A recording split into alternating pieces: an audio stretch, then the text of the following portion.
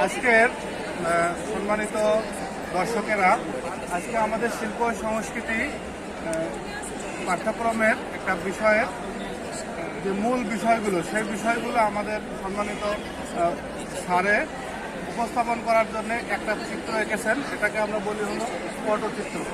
পটচিত্রের এই ছবির মধ্যে আমাদের শিল্প ও সংস্কৃতির বাঙালি জাতির ঐতিহ্যের ঋতু বৈচিত্র্য এবং সকল ধরনের কৃষ্টি কালচার একটা জায়গায় স্যার উপস্থাপন করেছেন।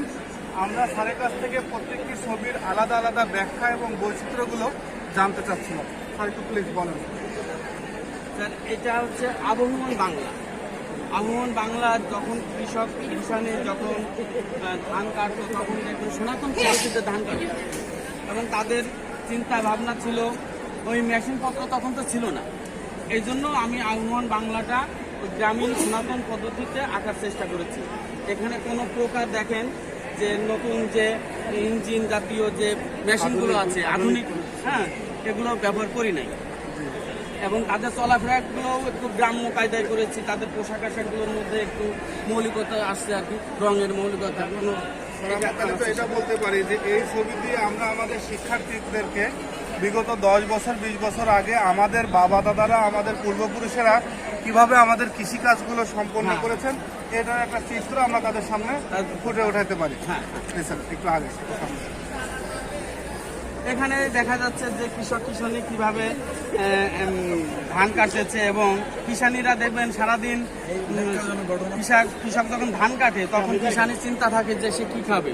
এই জন্য আগে তো মানুষ এই গামলায় করে গামছায় বেঁধে খাবার নিয়ে আসতো, সেটা আমি তুলে ধরার চেষ্টা করছি। আমাদের ষষ্ঠ শ্রেণীর বইয়ে আছে, দেখেন এই যে একটা কাকতাড়ুয়ার ইয়েটা আছে, সেটা আমি চেষ্টা করেছি এটা তুলে ধরার জন্য আর কি।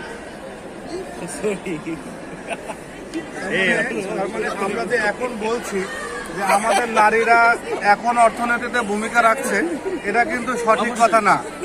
এখন যেমন রাখছে, ইতিপূর্বেও আমাদের নারীরা আমাদের অর্থনীতিতে সক্রিয় ভূমিকা রেখেছে। তখন যে পেশা ছিল, সেই পেশায় আমাদের নারীরা পুরুষের পাশাপাশি, মানে নারী পুরুষের পাশাপাশি সকল ধরনের অর্থনৈতিক কাজে সক্রিয় ভূমিকা রেখেছে।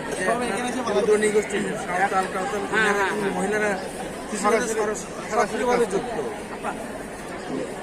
ঠিক আছে, সামনে এইখানে দেখেন ওই আমি যে ধান মাড়াইয়ের বিষয়টা দেখেন, ওখানে আমি সনাতনী পদ্ধতিতে কিভাবে ধান মাড়াই হচ্ছে সেটা ব্যবহার করেছি।